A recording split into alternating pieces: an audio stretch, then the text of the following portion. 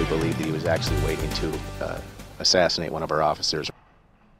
A close call for police after a murder suspect opens fire on officers as they tried to arrest him.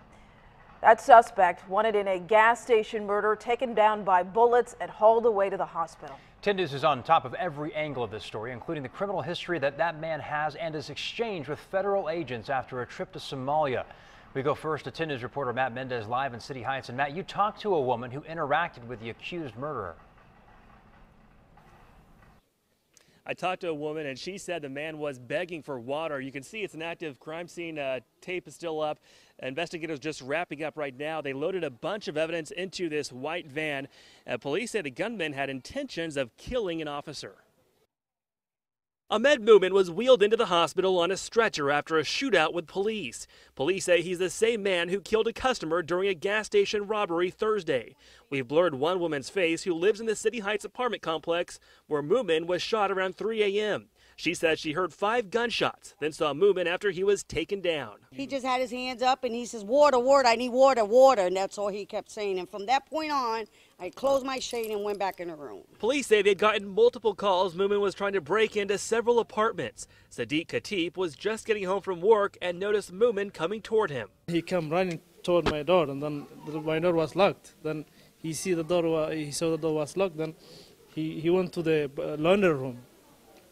Laundry room was locked, then he came back. Detectives were searching the area when they say Mumin shot at them through a door at a community center. They fired back and shot Mumin in the torso. The officers were nearly hit. They were extremely lucky that they were not killed.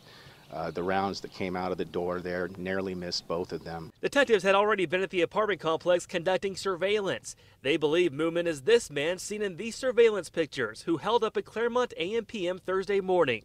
Police say Mumin demanded money from the clerk and a customer. The clerk complied, but the innocent customer was shot in the chest and later died at the hospital. Police recovered Mumin's handgun and say he had several magazines of ammunition. We believe that he was actually waiting to assassinate one of our officers. And the officers are okay. Mumin is expected to survive. We're told the victim in Thursday's shooting had his funeral service today. Reporting live in City Heights, Matt Mendez, 10 News. Matt, thank you. Public records show Mumin has a criminal history. 10 News has learned he was arrested by La Mesa police in 2011 for DUI. He was also charged with kidnapping and robbery, though 10 News has not been able to confirm whether those crimes were prosecuted. And a man with the same name was interviewed by federal agents at the Philadelphia International Airport in 2009 after taking a flight from Somalia. According to a 2010 U.S. Department of Homeland Security threat assessment report for San Diego, he said he was caring for his grandmother until she died. The report says he told investigators a family member knew someone who recruits members for the Somali terror group Al-Shabaab in San Diego.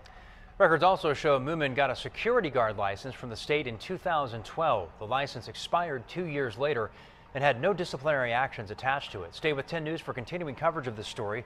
We'll have the newest developments on who the suspect is tonight at 11 and on our free mobile app.